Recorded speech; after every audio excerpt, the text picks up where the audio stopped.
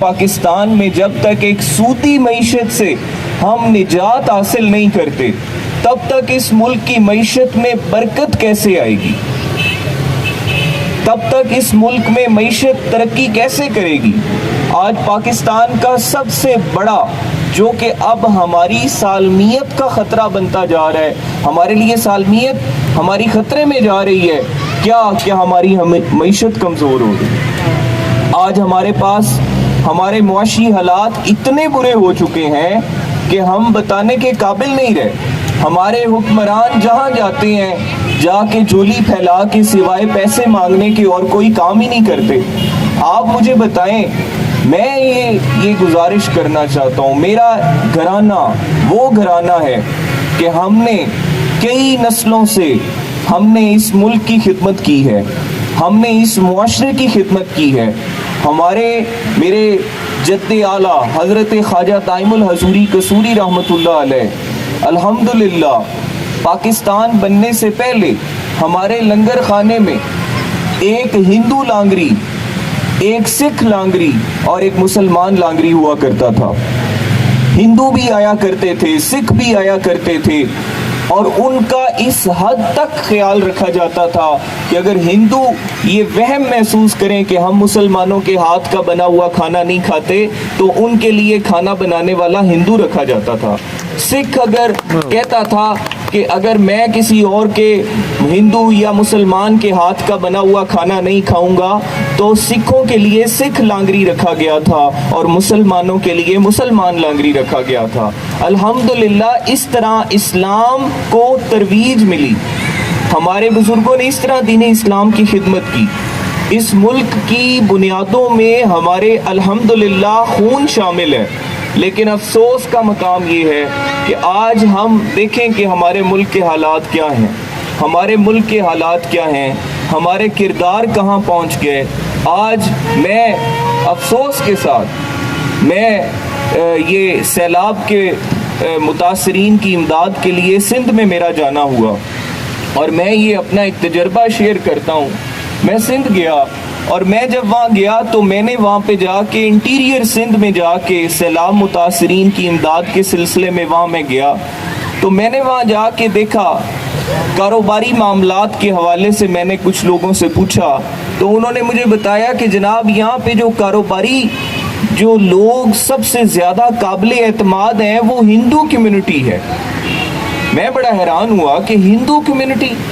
انہوں نے کہا جی ہندو کمیونٹی کاروباری لحاظ سے زیادہ سٹرونگ ہے کیونکہ وہ جھوٹ نہیں بولتے، کیونکہ وہ دھوکہ نہیں دیتے، کیونکہ وہ پیسے لیتے ہیں تو وقت پہ ادا کر دیتے ہیں۔ میرے دوستو، میری یہ گزارش ہے کہ ہم مسلمان ہیں، ہم اس آقا حضور نبی کریم صلی اللہ علیہ وآلہ وسلم کے امتی ہیں جنہوں نے ابھی کلمہ طیبہ کا پیغام نہیں دیا، ابھی اعلان نبوت نہیں فرمایا، پھر بھی آپ کو صادق اور امین پہلے ہی قرار دیا گیا۔ آپ کی صداقت اور آپ کی امانت پہ کبھی کسی نے انگلی نہیں اٹھائی۔ جنہوں نے آپ کا کلمہ پڑھا انہوں نے آپ کو مانا ہی مانا، لیکن جنہوں نے آپ کا کلمہ نہیں پڑھا انہوں نے بھی کبھی آپ کے جھوٹے ہونے کی بات نہیں کی، انہوں نے بھی آپ کی سچائی اور آپ کی امانت اور آپ کے اعلیٰ ترین کردار کی ہمیشہ گواہی دی۔ میں چاہتا ہوں کہ آج ہمارے سیاستدان بھی اپنا کردار وہ کردار بنائیں جو ہمارے آقا امام الانبیاء محمد مصطفیٰ صلی اللہ علیہ وآلہ وسلم نے ہمیں اپنی سنت عطا فرمائی، جو ہمیں کردار عطا فرمایا، جو ہمیں قرآن نے کردار عطا فرمایا، آج ہم وہی کردار اپنا بنائیں۔ آج ہمارے ملک کا ہر شہری اپنے آپ کو ایک با کردار، ایک با ایمان مسلمان بنائے۔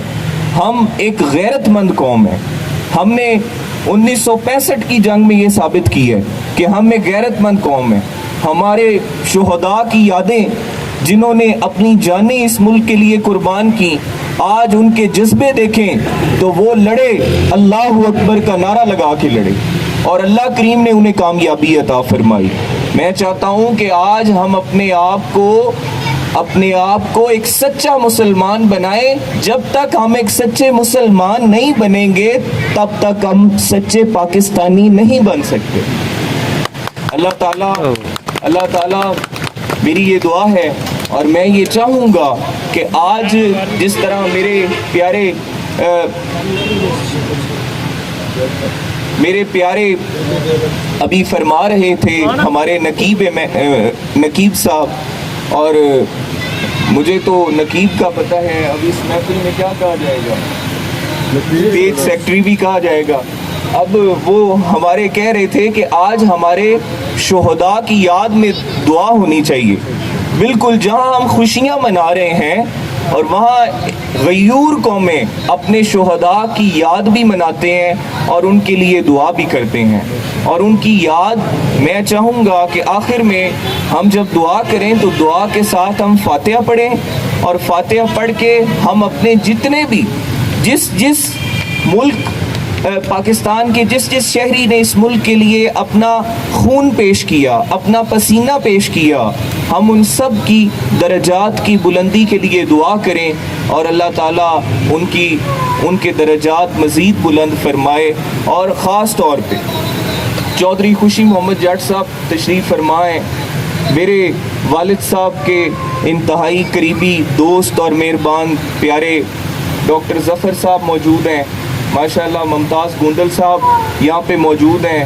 اور مار یاسین ترسانہ صاحب، پیرزادہ صاحب تشریف فرما ہیں، تمام پریس کلب کے اراکین اور تمام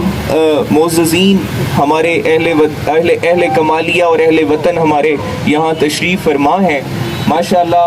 یہ سب معززین تشریف فرما ہیں۔ اور یہ سب ماشاءاللہ چودھری خوشی جٹ صاحب وہ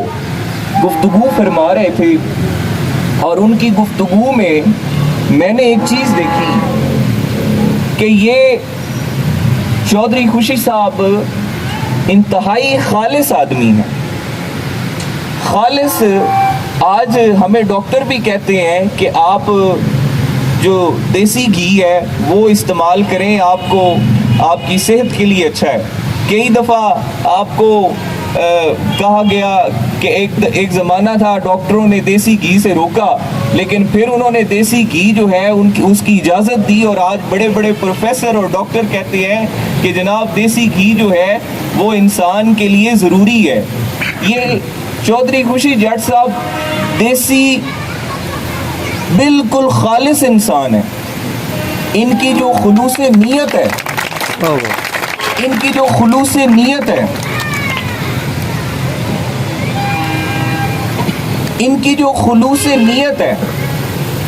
وہ خلوص نیت جو ہے وہ آج ہم سب کو ان کے ساتھ چلنے پہ مجبور کر دی ہے۔ یہ اپنے دوستوں کے ساتھ، اپنے پیار والوں کے ساتھ ماشاءاللہ یہ کئی دفعہ اپنی یونین کونسل کے چیئرمین منتخب ہوئے ہیں۔ میں یقین کریں ان کے یونین کونسل کے جو گاؤں ہیں ان میں میرے بہت زیادہ حلقہ احباب ہے اور میرا جانا ہوتا ہے۔ میں جب بھی وہاں جاتا ہوں اور میں جا کے لوگوں سے ملتا ہوں، وہ کہتے ہیں جی چودھری خوشی جٹ صاحب ساڈا کوئی دکھ ہوئے، ساڈی کوئی خوشی ہوئے تے سانو پتہ بھی نہیں چلتا تے آ کے ساڈے دکھ اور سکھ دے وچ شامل ہو جاندے نے، ساڈی اس طرح مدد کردے نے، کسی نو ظاہر بھی نہیں کرتے۔ کیا بات۔ اب آپ مجھے یہ بتائیں، میں ایک چیز کی گواہی دوں گا اس اللہ کے بندے کے بارے میں، میرا ان سے جب سے تعلق بنا، انہوں نے ہمیشہ مجھے ایک بات کی جب سے مجھے ملے، انہوں نے کہا حضور جدو کوئی مستحق اور کوئی بیمار شخص آپ کے پاس آئے، کیونکہ آپ کے پاس ہزاروں لوگ آتے ہیں، تو جب کبھی کوئی مستحق اور کوئی بیمار آدمی آپ کے پاس آئے، کوئی زائرین جیسے آتے ہیں اور کوئی اپنا علاج نہ کروا سکتا ہو تو مہربانی فرما کے انہیں ہمارے پاس بھیج دیا کریں، ان کے علاج کا خرچہ ہم اٹھایا کریں۔ تو یہ ان کی جو کردار ہے یا ان کی جو خلوص نیت ہے وہ میں آپ کو بتا رہا ہوں۔ اب ایک بندہ منتخب نہیں ہوا، نمائندہ منتخب نہیں ہوا، آپ نے اسے اپنے حلقے کا ایم پی اے یا ایم این اے منتخب نہیں کیا تو وہ ابھی آپ کی اتنی خدمت کر رہا ہے۔ اگر ایسے انسان کو آپ موقع دے دیں تو وہ آپ کی اس سے بڑھ کے کہیں زیادہ خدمت کرے گا۔ تو میرا یہ حق بنتا ہے، میرے کچھ پیر بھائی یہاں موجود ہیں، میرے چاہنے والے، پیار والے، تو میری یہ ذمہ داری ہے کہ میں آپ کو ایک سچے آدمی کے ہاتھ میں آپ کا ہاتھ پکڑاؤں. یہ میری ذمہ داری ہے کہ ایک سچے آدمی کے ہاتھ میں آپ کا ہاتھ پکڑاؤں، جو آپ کے ساتھ خلوص نیت سے چلے، جو آپ کے ساتھ جھوٹ نہ بولے، جھوٹے وعدے نہ کرے، آپ کو دھوکہ نہ دے، آپ کے ساتھ کوئی خیانت نہ کرے، آپ کے ووٹ کا حق ادا کرے. تو میں یہ گزارش کروں گا کہ یہ میں جو میرا ذاتی میں نے دیکھا ہے ان کے کردار میں وہ بتا رہا ہوں،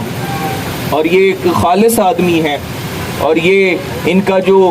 کی جو نیت ہے وہ بھی خالص ہے، اور ان کی گفتگو بھی خالص ہے. اللہ تعالیٰ انہیں کامیابی عطا فرمائے. اور سید ثقلین حیدر شاہ صاحب بھی یہاں موجود ہیں معززین میں، اور میں سب کو یہ گزارش کروں گا. سردار گل نواز خان گادی صاحب موجود ہیں، ڈاکٹر ظفر جکڑ صاحب موجود ہیں، مار یاسین درسانہ صاحب موجود ہیں، پیرزادہ صاحب موجود ہیں. یہ انتہائی مجھ سے عمر میں بڑے ہیں یہ سارے، اور یہ تجربے میں زیادہ ہیں، لیکن میں جو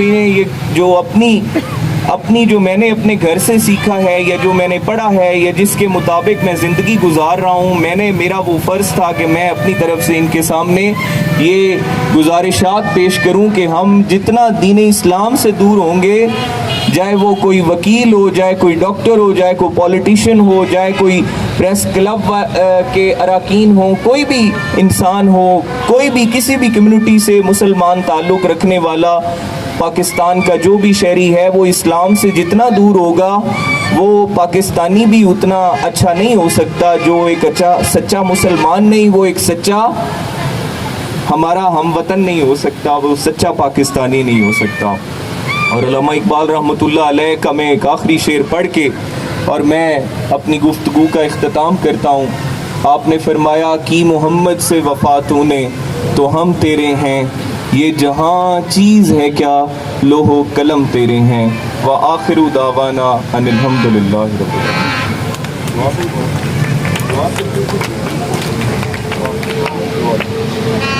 میں گزارش کروں گا آپ سب حضرات سے